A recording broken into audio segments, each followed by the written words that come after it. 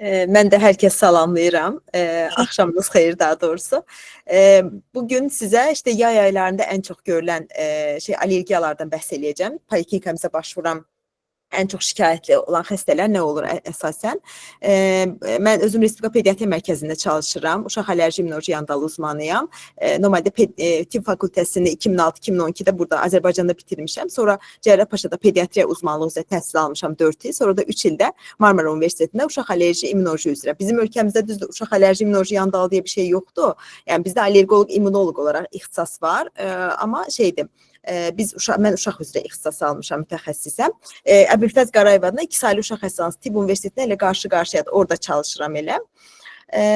Bugün yay aylarında ümumiyyətlə allergi xəstəliklər, ümumiyyətlə qışda da, yayda da görülür, amma yayda ən çox görülənlər bu havanın istilik dərəcəsinə bağlı, rütubətin artması, polen düzeyi, özellikle ot və ağac polenlərindəki artış və eyni zamanda həşərat, böcək dişləmələri kimi durumlar, bəzən də qida maddələri allerjik reaksiyonları səbəb ola bilir xəstələrdə. Əsas gördüyümüz diaqnozlar bizim allerjik rinit, yəni burun allergiyası, konjunktivit, həşəratın zəhərinə bağlı oluşan lokal və ya sistemik reaksiyalar, qida allergiyaları və günəş şüasına bağlı allergik reaksiyonlardır xəstələrdə gördüyümüz. Bunlar fərqli yollarla vücuda girə bilirlər. İşte dəri təması ilə, inyeksiya yoluyla ki, həşərat dişləməsi və ya dərman maddələrinin inyeksiyası və ya oral ağızdan alınma ilə qida maddələri və ya yenə dərmanlar və inhalyasiya yolla ki, gözdən, burundan, yenə ağız nahiyəsindən işte asmadı, bronxit və ya allerjik rinit və ya konjunktivit kimi simptomlar səbəb ola bilir ki, fərqli yollarla təmas etmiş ola bilirlər bu allergenlər. Birinci anlatacağım polen allergiyasıdır. Yəni allerjik rinit, göz və burun allergiyasına səbəb olan ki, özellikle uşaq və böyüklər arasında inanılmaz dərəcədə çox rast gəlinir. Bu daha çox küləkli, isti, nəmli havalarda yayılır polenlər. Yazın başlanğıc dönemində ağac polenlərini biz görürük əsasən. Bizim ölkəmizdə bizim elədiyimiz testlərə əsasən görürəm ki, ən çox sərv ağacı, bu iynə yarpaqlı ağaclardan bəhs edirəm. Bir də zeytun ağacı. Abşeron yarımadasında olduğumuz üçün çox fazla var. Uşaqlar arasında elədiyimiz testlərdə ortaya çıxır. Sonra yay ayları gələndə daha çox otlardı, çayırdı, taxıldı polenlərini görmüş oluruq. Payıza doğru isə yenə yabani ot polen dönəmi olur. Ondan sonra isə qış aylarında ev içi allergenlər daha çox məruz qalır ki, uşaqlar, xəstələr, işte ev tozu gənələridir, rütubətdir. Evdə əgər heyvan bəsləyirlərsə də itpişik tükləri ola bilir. Simptomlar genellikle bizim gördüğümüz burunda axıntıdır, tıxanıqlıq, askırma, burunda qaşıntı, postnazal axıntı dediğimiz boğazdan arxaya doğru bir axıntının getməsi və o qaşıntıya səbəb olması, gözlərində qaşıntı, sulanma, yanma kimi simptomlar görülə bilir. Müalicədə genellikle antihistaminlər, intranazal steroidlər və allergen immunoterapiyası istifadə olunur. Daha detaylı şəkildə diğer slaytlarda anlatacağım sizə. Bu patogenezidir. Yəni bütün allergik reaksiyonlarda eyni mexanizma gedir. Belə deyim kabaca sizə. İşte bir allergen inhaler yolla vücuda girdiğinde biz bu birinci polendi ya da ev tozu veya heyvan tükləri dediğimiz şeyler. Birinci onu qarşılayan antigen sunan hücrelerdir. Yəni dendritik hücrelerdir. Dendritik hücreler allergenden məlumatı alandan sonra yabancı madde olarak qəbul edilir vücuda. Onu T helper hücresine ötürür. T helper birinci 0 olur. Sonra T helper 2 yönünde farklılaşma, yani diferensiyasiya məruz qalır. Sonra T helper 2'lər stokinlər salgılamaya başlayır ki, interleukin 3'tü, 4'tü, 5'ti, 13'tü bu kimi stokinlər. Bu stokinlər vücuddaki olan B limfositlərə birinci təsir göstərir. Diğer tərəfdən interleukin 5 eznofiliya, bazofillər miqdarını artırır. B limfositlər allergenlə məruz qaldığı stokinlə təmasdan sonra allergenə spesifik immunoglobin E üretiminə başlayırlar. Bu daha çox beynin plazma hücrəsindən dönüşməsi, plazma hücrəsindən də allergenə spesifik immunoglobin E-nin yaranmasına səbəb ola bilir. Sonrasında ikinci dəfə allergen vücuda girəndə, yəni sürekli məruz qalırıq çünki allergen o allergen hazır vücutta olan spesifik immunoglobin E ilə birlikte mast hücreler üzerine giderek onların üstünde toplaşır ve mast hücrelerin degranülasya, yani partlamasına sebep olabilir. Bunun nəticəsində de bir sürü sitokinler, bir sürü leukotrienler, prostaglandinler, platet aktivləyici faktörler, histamin kimi maddeler yaranmış olur ki, bunların da nəticəsində allerjik reaksiyonlar yaranmış olur. Bunların daha geç dönemlerde gördüğümüz artık mukozal membranda giden qalınlaşmalar, inflamatuar özelliğe sahip olan qalınlaşma, şişmə və ən sonunda burun tutulması kimi simptomlarla xəstələrdə gözükür. Ən çox gördüyümüz, dediyimiz kimi, bu allergenin təsirindən yaranan burunda tutulma, axıntı və qaşınma hissi. Uşaqlarda iləriki zamanlarda gördüyümüz daha çox diqqət dağınıqlığı, hiperaktivitə, yatma və ya günlük həyatındakı olan dəyişkənliklər, yatmanın özəlliklə pozulması, gecə yata bilmirlər, ağzı açıq sürəkli yatdıqları üçün və eyni zamanda qidalanmada pozulmalar. Bu da uşağın böyümə inkişafının geri qalmasına, eyni zamanda gecə yuxu yatmadığı üçün uşaqlar böyümə hormonu sintezi pozulur və buna bağlı qısa boyluq, böyümə inkişaf gerilikləri yaranmış olur. Sonra üz yapısında özəlliklə gedən dəyişkənliklər, gözlərində konjunktivitlə gəlir bu uşaqlar. Burun mukozasında özəlliklə böyümələr, şişmələr, burun balıq qulaqlarında şişmə bu uşağın ağzı açıq yatmasına və üst çənəsində olan dəyişkənliklər, uzun üz yapısına, adenoid üz yapısı deyirik əslində bu xəstələrə. Çünki eyni zamanda burnumuzda olan adenoidlər də hipertrofiya getmiş olur. Burun göz altında olan şiner dediğimiz torbaların yaranması və denimorgan çizgiləri və diagnostik testlər daha sonrasında etməmiz lazım. Əgər bu klinik əlamətlərlə gəlirsə xəstə, diagnostik test olaraq serum total IgE, allergene spesifik immunoglobulin, bir də nazal allergen deneməsi yapmırıq biz bu xəstələri. Genəlliklə dəri pirik testlər, dəriyə qoyduğumuz sınaq testlər istifadə olmuş oluruq ki, hekayəsində dediyimiz ki, bu əlamətdə əgər burun axıntı, tutulma, askırma, qaşıntı varsa, bunlardan ikisi varsa, bu simptom 1 saatdan çox davam eləyirsə, mövsümü və ya il boyu ola bilər, allerjik rinit olma şübhəsi ola bilər bu xəstədə və fiziki müayinə eləyirik. Bu əlamətləri şəkillə mən sizə göstərmək istəyirəm. Məsələn, burunda qaşıntı bu şəkildə olur. Uşaq burnunu qaşıyır. Göz altında olan dediyimiz o torbalıqlar, şiner dediğimiz gözaltı qaralıqları işte bu şəkildə görsənməz. Denimorgan çizgiləri, C-də dediyimiz denimorgan çizgilərdir. Uşaq girəndə sən burnunu yuxarı sürekli çəkməklə gəlir ki, buna allergik salam deyirik ki, üst tərəfdə bir çizgi artıq o qədər çox burnunu çəkir ki yuxarıya, üst tərəfdə bir çizgi xəttin yaranmasına gətirib çıxarır və üz yapısı bu şəkildə, adenoid üz yapısı deyirik, sürekli ağzı açıq vəziyyətdə qalmasına, burun nəfəs almasının pozulmasına gətirib çıxar ki, bu da üst çənənin önə doğru gəlməsi, alt çənədə mikrognotiya, inkişafdan geri qalmasına və iləri zamanda stomatolojik problemləri gətirib çıxarmış olur uşaqdakı. Bu da 15 yaşdan sonra genəlliklə olunur uşaqların çənədə olan genişləmə əməliyyatları. Burun içinə endoskopla baxdığımızda isə burun içərisində olan burun yapısının mukozası ağ rəngdə, beyaz rəngdə və burun balıq şişkin görünür və sürəkli sanki bir maye axır oradan, ağ rəngli bir mayenin gəldiyini görmüş oluruq ki, bu da allerjik rinit üçün spesifik əlamətlər olaraq sayılmış olur. Bu əlamətlərə baxdığımızda xəstəliyin ağırlıq dərəcəsini sonrasında sorğulamamız lazımdır ki, yəni geçici mi, yoxsa qalıcı mı, persist edən xarakterdəmi? Əgər simptomlar uşaqda həftədən və ya böyük insanda fərq eləmir, buna ARIA sınıflaması deyilir ki, bu simptomlar həftədə 4 gündən az və ya 4 həftədən daha qısa sürürsə, buna hafif forma, yəni zəif forma deyirik biz buna. Bu uşağın yatması da normal olur, günlük aktivitəsi və ya iş məktəbə davam etməsi də normal olur. Əgər bir insanın gündə həftəlik 4 gündən çox və ya 4 həftədən çox davam edən simptomları varsa, bu artıq onun günlük həyatına təsir göstərmiş olur. Yuxusuna, günlük iş həyatına, məktəbdə davamiyyətinə, bu dediyim az öncə anlattığımız hiperaktivitə, davranış pozukluğu və yaddaş zəifliyi kimi simptomlarına səbəb olacaq. Bu artıq orta ağır forma olaraq dəyərləndirilmiş olur. Böyüklər və uşaqlar arasında allerjik rinitin əlamətlərində fərqliliklər var. Ümumiyyətlə, uşaqlarda allergik rinit 2 yaşdan sonra biz diaqnoz qoya bilərik. 2 yaş altında diaqnoz qoyulmur. Genəlliklə niyə görə? Çünki 2 yaş altında bir uşağın, yəni bir uşağın allerjik rinit diaqnozu qoymamız üçün 2 il mövsümü məruziyyət olması lazımdır o allergeninə. Özəlliklə polen allerjilərində, yəni 2 mövsüm məruziyyətdən sonra biz diaqnoz qoya bilərik. Amma böyüklərdə kiçik yaşlara başlayıb erişkin yaşa qədər davam edən və ya sonradan yarana bilər. Bunlar uşaqlarda, oğlan uşaqlarında daha çox görülür, erişkinlərdə, qadınlarda daha fazla görülmüş olur. Simptomlar bir-birinə bənzər haldadır deyə bilərik ki, mövsümü olması, daha çox mövsümsü allerjik rinit böyüklərdə daha çox görülmüş olub. İl boyu olan, yəni ev tozu gənəsi allergiyası daha çox uşaqlarda görülmüş olacaqdır ki, və ağırlıqlarına gəldikdə orta ağır vəziyyətdə daha çox görülmüş, intermittent dediyimiz aralıqlı forma daha çox görülmüş olur.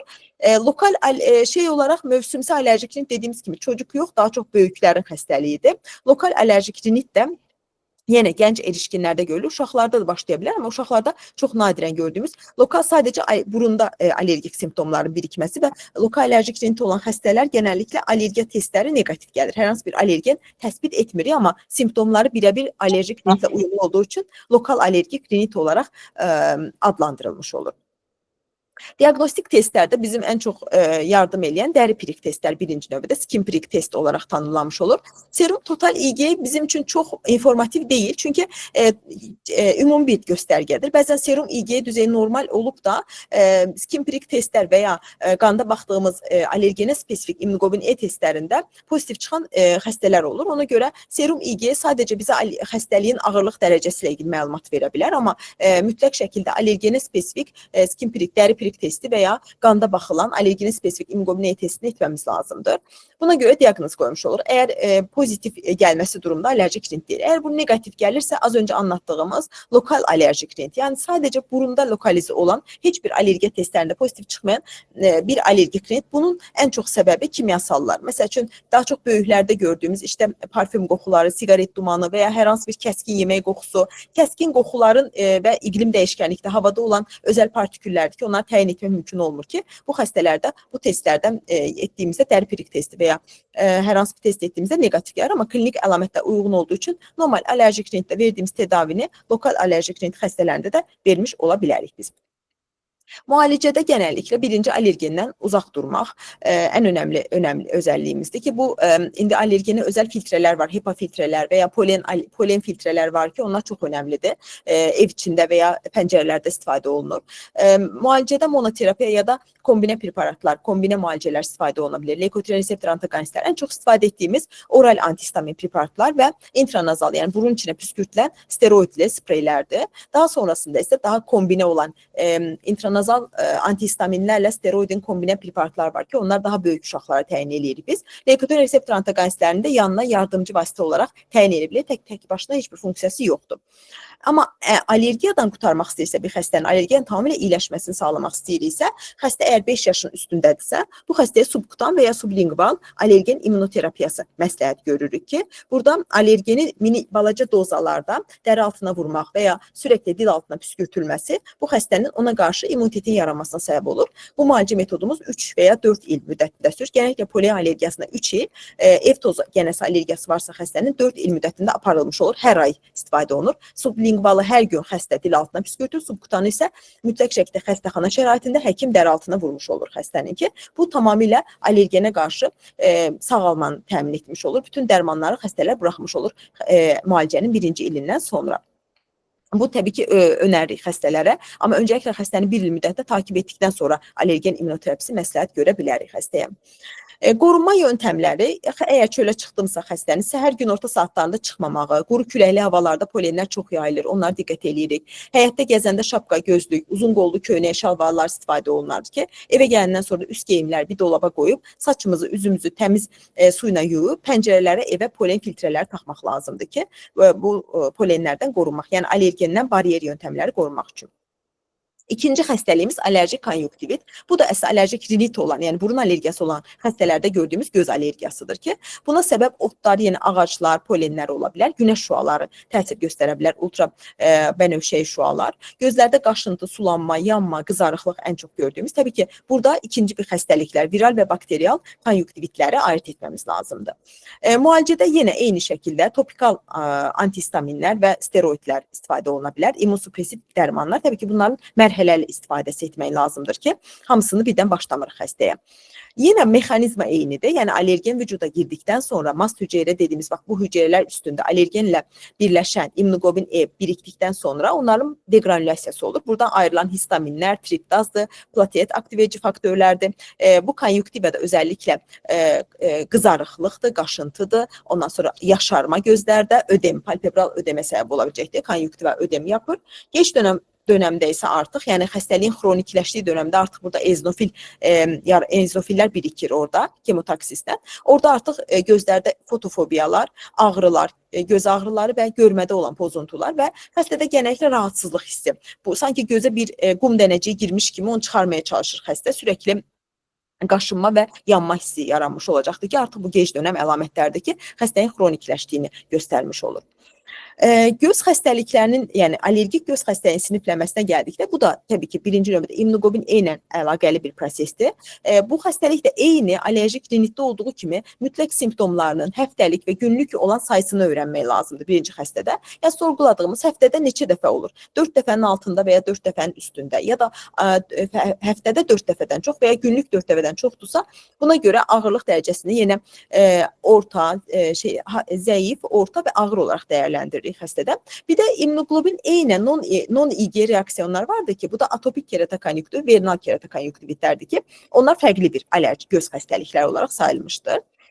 Qırmızı gözlə gələn bir xəstəni nə zaman göz həkiminə, nə zaman allerji bölümünə yönləndirmək lazımdır? Ümumiyyətlə, sadəcə göz tutumu ilə gəlməz allergiya birinci növbədə. Bu xəstənin mütləq burun allergiyası, bir asması, sinüziti ya da dərisində balaca vaxt atopik dermatiti, ürtükər anjiodem dediyimiz vücudunda basmaqla solan övrə bənzər səpkilər. Bu hekayəni mütləq sorğulamamız lazımdır. Əgər bu əlamətlər varsa, allerji immunoloji həkiminin baxması lazımdır bu xəstəyə. Yox, əgər xəstənin gözündə ağrı, fotofobiya, gözdə qırmızı gözlə birlikdə və yenə dediyimiz o gözdə bir huzursuzluq hissi var və ya kontakt lensə bağlı oluşan bir xronik ödem varsa, mütləq də göz həkiminə getməsi lazımdır. Burada yenə allergiya bölümünün elədiyi testlər, dəri testləri və ya qanda baxılan spesifik immunoqlobin E analizidir ki, amma göz həkimi təbii ki, biomikroskopla baxaraq gözün müayinəsini, burada Schirmer testidir, gözdəki ölçülən osmolar təti göz yaşı vəzisində və ya üveyitdir. Məsələn, üveyit ən çox qarşılanan xəstəliklərdəndir. Allergiya, yəni üveyit arasında çox bir-birinə bənzərliklər var. Görünüm açısından qızarıqlıqdır. O açıdan mütləq şəkildə araşdırılması lazımdır və altda yazılan bütün bu göz xəstəliklərini inkar etmək lazımdır. Daha sonraki dönəmdə isə müalicələrə başlayırıq xəstədə. Əgər diferensial diaqnostika yapdıqdan sonra lubrikant dediyimiz antihistaminlər, sonra mas hüceyrələri stabilizə tutan, yəni mas hüceyrə deqranulyasiya dediyimiz parçalamasının qarşısını alan göz damlalarıdır. İmmunomodülatör, steroid və siklosporin tərkibli dərmanlar. Şimdi gözə tökülən hormonal dərmanlar və siklosporinləri biz çox, necə deyim sizə, hər xəstəyə yazmırıq. Daha ağır durumda olan və xroniki vəziyyətə keçmiş olan xəstələrə də uşaqlara belə yazılmaq durumunda qalır. Mən bir neçə xəstəm var, steroid və siklosporin kimi göz damlaları istifadə edirik və əgər bir xəstəyə bir allergen təyin eləyirəmsə, bu ki, allerjik rinit, konjuktivitin səbəbidirsə xəstədə, allergen immunoterapiya ən yaxşı müalicə üsuludur bu xəstələri təyin etmənin. Çünki bununla bütün o istifadə olunan medikal müalicədən, yəni dərman müalicəsindən uşaq qurtarmış oluruq və iləriki dövrəmdə də simptomları qalmamış olur ki, uşağın, yəni xəstənin həyat keyfiyyəti yüksəlmiş olur. Ona görə allergen immunoterapisi daha çox tercih etdiyimiz müalicə metodudur. Olmadığı zaman da digər medikal müalicələr istifadə oluna bilər. Əgər bir göz tutulumuna görə əlamətlər harada lokalizə olubdur, ona görə xəstəlikləri ayırt etmək lazımdır. Məsələn, göz qapağında aknelər, stafilokok infeksiyonları ola bilər, konjuktivada allergiya da ola bilər, infeksiya da ola bilər, immunitet, yəni autoimmun xəstəlik də görülmüş ola bilər xəstədə. Allerjik genelliklə vernal konjuktivitlər, atopik konjuktivitlər və ya mövsüm, il boyu davam edən kəskin konjuktivitlər ola bilər. İnfeksiyon olaraq viral adenoviruslardır, bakteriyallərdir, parazit fungal infeksiyonlardır. Məsələn, viral, bakteriyal və allerjik bir-birinə çox bənzəyir.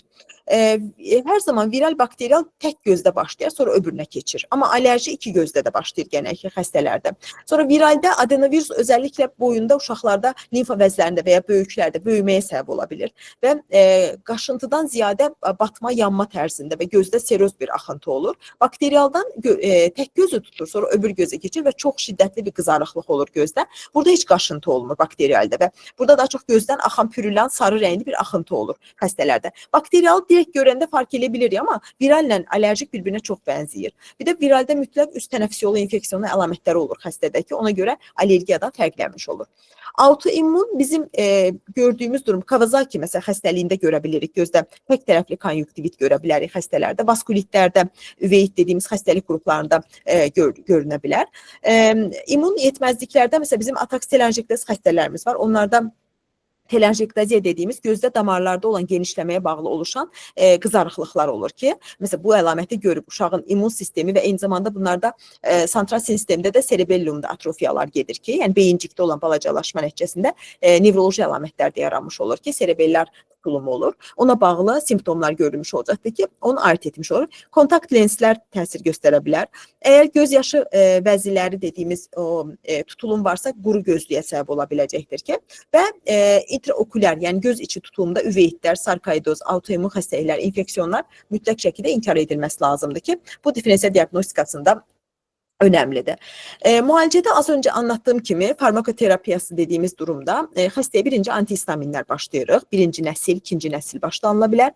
Dekonjestan kimi özəlliyə sahibdir bu antihistaminlər. Sonra mast hüceyrələri stabilizə tutan kromolin kimi göz yaşı damlaları yazılmış olur və non-steroid dediğimiz ağrı varsa non-steroidlər təyin oluna bilər. Amma xəstənin ilerleyen durumlarda xroniki vəziyyətə keçirsə, steroidlər və siklosporin tərkibli göz damlalarını keçmiş olur ki, bunlar yazarkən mütləq şəkildə xəstəyə bəzi önləmlərin alınmasını və uyarırıq ki, bax bu damlalar immunosupressivdir, gözə hər hansı bir viral, özellikle herpes virusu göze düşərsə, bu xəstədə geriyə dönməyən dəyişkənliklər yaranacaq artıq. Ona görə önəmli uyarılarımızı etməmiz lazımdır bu xəstələrə.